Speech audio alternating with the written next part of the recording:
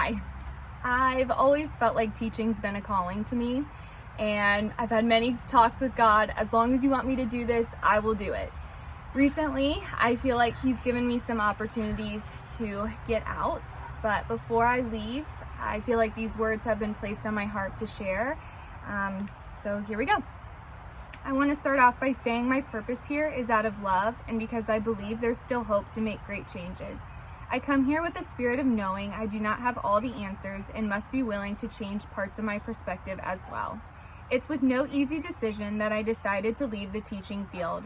I started this career knowing I would face a lot of turmoil, but those are not the things I want to focus on today.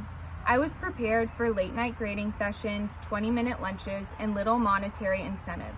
What I did not expect was to spend far less time in a day teaching compared to dealing with the disrespect and lying that results from addict behavior. I'm not talking about drugs or vape pens. This substance is so much more common. It's found in every house, required in most jobs, and advertised continually. Its popularity does not make it any less damaging. The effects it has on the brain and mental health is terrifying. These are smartphones, and if you've ever tried to take one away from a child, you know their reaction mimics a hardcore addict.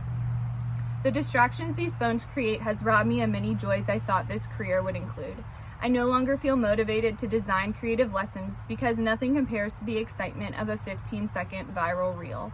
The innocence in our children is diminishing as they become more and more desensitized to violent, sexualized, and ignorant posts. There is a fear inside of every educator worrying that something will be taken out of context, made public, and completely soil the reputation we work hard to build. The power the public has gained through social media is not being used for good. We're more divisive, less understanding, and more hopeless than ever. Until cell phones are viewed as the contraband they are, damaging and hurtful to the lives of our youth, no one in this profession stands a chance. Anyone who goes into teaching knows it's going to be hard work and little pay. These people go in with the intentions of bettering our society. We need to protect them at all costs. Parents, I know you're frustrated. You're dealing with things that previous generations can't understand. We get it, let's team up. Before you respond to a teacher with defensiveness and frustration, understand that this professional did not choose this career to build their own kingdom. They're pouring themselves into other people's kids, leaving little patience and energy for their own family. We've tried a million classroom management strategies before reaching out because we understand the risk. Parents' voices hold the largest space in a child's mind, and depending on the outcome of the conversation determines our success in the classroom.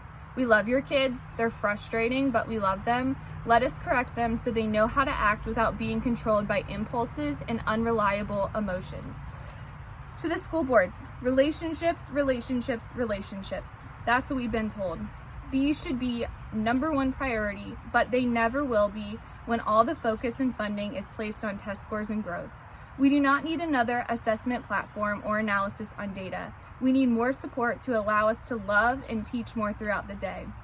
Take away the to-do list and just have our backs. We're going to be imperfect, but remember the type of person that goes into education. Relationships, connection, respect. The adults need to come together. We need to show the kids there's something great to live for. The pandemic changed their perspective on the world and killed a lot of their carefree nature. Their dreams are smaller, less colorful, more realistic. It's our job to pump the inspiration back into their youth. Children are malleable, and through connectiveness, we can restore hope. I want to close by reminding all of us that we are invested in a common goal, keeping the children safe and preparing them for adulthood. I am proposing a reform to the way we communicate with each other, supporting each other to build relationships, and creating a strategy to defend our children against the damaging effects of smartphones. People always talk about the teacher shortage.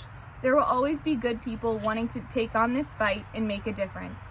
It's the public's responsibility to protect these gems at all costs. They're truly a gift to society. If you have a different opinion, I'd love to hear it after you spend a day as a substitute. You will realize the daily grind is exhausting and we are all humans with imperfections. You will see how desperately we need an ounce of the grace and inspiration we pour into our students. I'm not asking for more money or less work.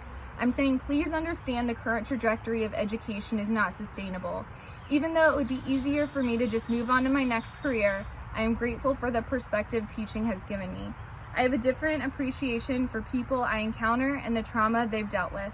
There's nothing equal about the hardships we face, only appreciation and respect for someone else's journey. For now, I'll step away, hoping to one day return. Until then, I will use my voice to advocate for my friends that are still in the battle.